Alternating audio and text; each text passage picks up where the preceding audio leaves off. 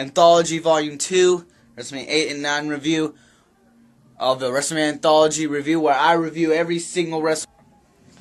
Alright, so here it is. WrestleMania 8 took place in the Hoosier Dome. Yes, I remember, Gemini, the Hoosier Dome. See, I can't pronounce that. It was in Indianapolis. In front of a crowd of at least 65,000 people, something like that. Hell, you know what? Let me get out of here. So, let's get right to it. April 5th, 1992. Okay, let's see here. WrestleMania 8 was a good WrestleMania. I want to tell you this. So good memories with WrestleMania 8. Okay, so we start off. Tino Santana versus Shawn Michaels. Very, very good match. Shawn Michaels went the distance. It was a damn good match, I gotta tell you that. Jake Snake Roberts versus The Undertaker. Decent match. I didn't think much of that, though. Intercontinental Championship match. Roddy Piper versus Bret Hart. Now, I gotta tell you this. As far as Intercontinental Championship matches go, this is one of the best Intercontinental Championship matches I've ever seen in my life. Okay, I just gotta say.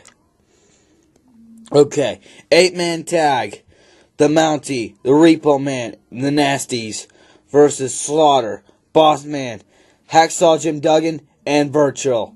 I do not know who the fuck won in this match, but I gotta tell you, it was actually pretty good, I think. The WWE Championship match on the line. Very, I can't believe this WrestleMania ended. This should have been the main event, the WWE Championship.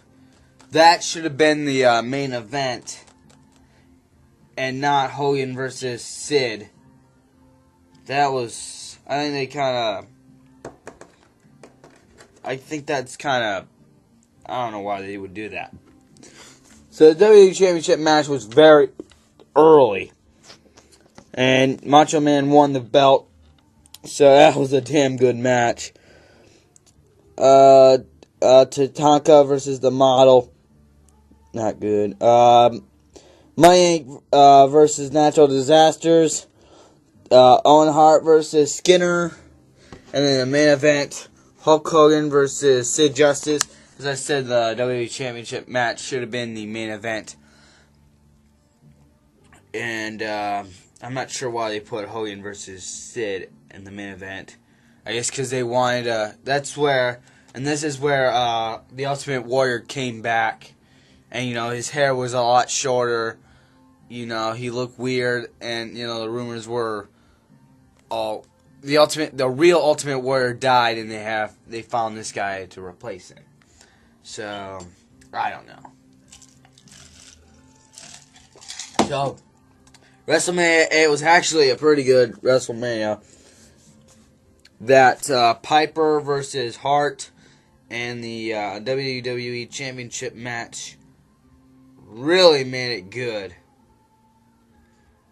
Really made it good. I mean, shit, that was so good. WrestleMania 8, I give it a 7.5 out of 10. So now, let's go on to WrestleMania 9. WrestleMania 9 was the very first outdoor. It was the first of only 2 outdoor WrestleManias that they had, completely outdoors. So let's do this. Okay, WrestleMania 9 took place in the Caesars Palace in Las Vegas, Nevada. And a lot of people say this was one of the worst WrestleManias of all time. I gotta say, yeah, it was. A lot of bad calls were in this WrestleMania. A lot of bad calls were made. Especially, there's the poster. But, alright, let's do it. Okay, WrestleMania 9. Start off with Shawn Michaels versus Tatanka for the Intercontinental Championship match. This was not too bad of a match. It was actually pretty decent. It was one of the better matches of WrestleMania, I gotta tell you that. Alright, Head Shrinkers versus the Steiners. Decent match. This tag team match was very phenomenal, very good. I think probably 1, 2, 3, 4, 5, 6, 7.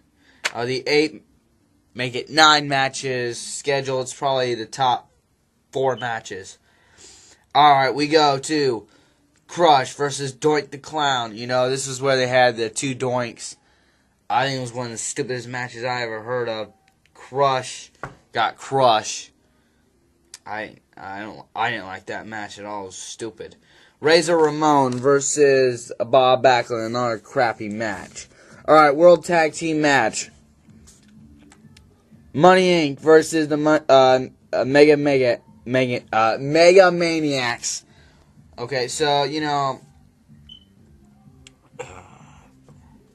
as it told, Money Inc. had a bad had a record of, you know, leaving the arena, leaving them high and dry, and leaving with the tag team belts. So they kind of threw that out, and the ref got knocked out, and then Jimmy Hart became the ref, and then they took the money, you know, and gave it to the crowd.